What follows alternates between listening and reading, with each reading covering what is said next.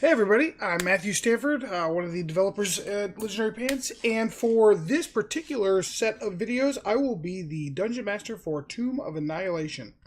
Tomb of Annihilation released on Saturday. I'm recording this introduction on Monday, but we played on Sunday.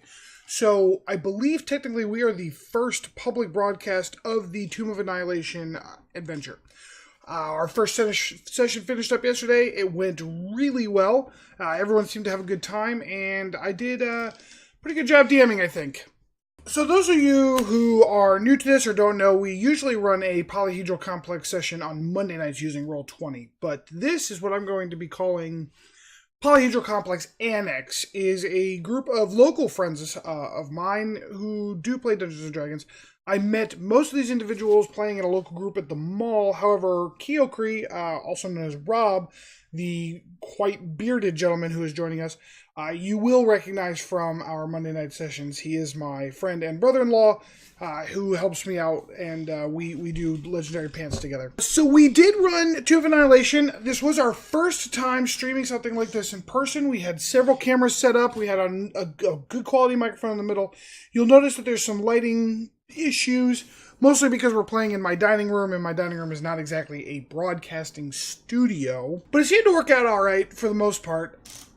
You will see in the background my wife puttering about. She was our table mom for the session, and you'll see my two of my friends' dog, Argos, as well as our cats, Leo and Lita, puttering about in the background, and they are doing whatever they do. It's my opinion that every table needs a couple of animal companions just to keep things lively. However, at first I got everything tested on Saturday. The wireless connection to the computer was working perfectly on Saturday. I did not, however, anticipate the fact that 6 warm bodies between the computer and the router would interfere with the Wi-Fi enough to provide us a terrible connection. We did get it fixed about 20-25 minutes into the session. However, that meant that those first 20-25 minutes were a little dicey. And since I figured the best way to record this was to download it from Twitch, the choppiness and the frame dropping in the first 20-25 minutes was bad enough that I decided that we will be cutting that from these YouTube broadcasts. So part of the point of this introduction video is to give you a quick filler on what happened in those 20-25 minutes before we leap right into what's going on with the party that you will actually see. To start though, let me give you a rundown of their characters so you know who the party is. They did do a brief introduction again in those 25 minutes, but I had to cut it. So I will give you a quick introduction so you know who is who and who is talking.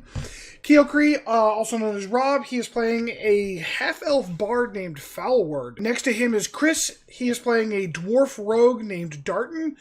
He will be playing with the archaeologist background, which is one of the backgrounds they introduced in Tomb of Annihilation. Next to him is his wife Amy, and she'll be playing a tabaxi cleric by the name of Shadow Across Rooftops, which we have shortened to just Shadow for everyone's sanity. Across from her, the bespectacled woman with the long curly hair is playing a fabled druid by the name of Speaks Friendly to Animals in a Quiet Tone, although she prefers to go by just Shush, which is a very interesting name. She is a fabled druid, however, she is also an urban bounty hunter, which was kind of an interesting twist on her character. At some point, I'll make a video about how I went through backgrounds with this party. I think we had a good time with it. I wanted to make it a little bit more random and just kind of throw a little bit of a wrench in their character creation process, just to make things a little more interesting. And finally, the large hairless man next to her is John, and he will be playing a tiefling fighter by the name of Numidia.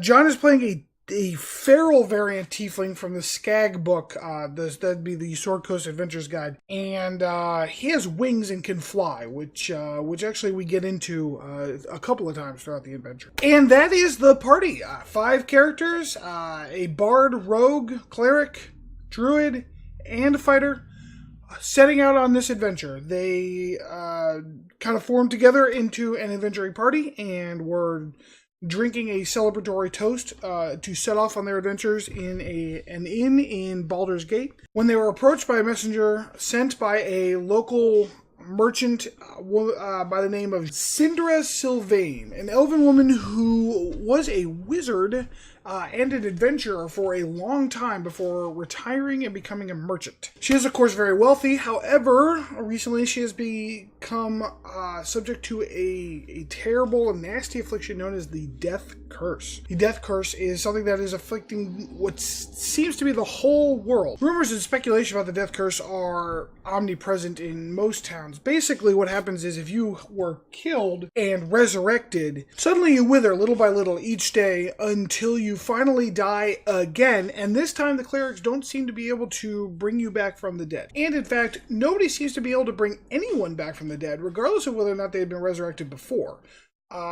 It is a curse which seems to be afflicting everyone in the world, and no one is quite sure why. Syndra, having come down with this curse and having the money and the contacts to be able to research potential causes and narrow things down, has discovered that it is an affliction that originates from the peninsula of Chult, a jungle wilderness that is poorly explored. She has ascertained that it is caused by a device known as the Soulmonger, though she is not quite sure what that device is beyond the name Soulmonger. So Syndra has decided that she needs to send a group of adventurers into the heart of the jungles of Chult in order to find the Soulmonger and stop it before she and others like her die, and so others who are dying now can be brought back to life and not have to suffer such a fate. Though the party is relatively inexperienced, indeed they are only level 1, Syndra says that she needs to send somebody out there, and level 1 parties are ready to go. She was level 1 at one point, so she understands what it's like. She has recruited some higher level parties and sent them out there. She has not heard back from them. It is understood that it has been about 20 days since this affliction started affecting her and everybody else in the world, so she has actually done an impressive amount of legwork in just 20 days, ascertaining not only the geographical source of the death curse, but also the physical object that is causing it. And having compiled the information from various sources and contexts, she has produced a map of Chult, which I have provided to the players. I printed the map out in a 3-foot by 4-foot poster from Staples. I actually printed 2. There's a player copy, which you can see right away, which has blank hexes where they're going to be exploring. There's also a filled in DM's copy, which I also had printed and laid underneath the one with the blank hexes. That way, as they progress, they can cut out the hexes that they have explored, and they will see what's beneath them, and therefore have eventually a complete map. So, armed with this map, Syndra says she will be staying with a merchant prince friend of hers in the town of Port Nyanzaru, which is the bastion of civilization in this wilderness peninsula. The party is accompanying her to Wakanga's palace. That is where we will pick up. You will notice that my voice is raspy throughout. This is my natural voice. I cannot help that. I know it sounds like I need to take a drink of water. I assure you that it does not help. So I do apologize for that. However, other than that, please enjoy. If you have any questions, you can always talk to us directly. Email us at contact@legendarypants.net, and we are on Twitter at legendary_pants. We can be reached on Twitch, legendary_pants, and that is where we will be broadcasting this. Again, as I said before, our next broadcast date will be October 21st. That's next time all of us adults with lives are able to get together and commit to something quite this extravagant. I'll be hoping to do more of these videos between those 2 sessions in order to give you a peek behind the screen and a peek at my development process for this campaign.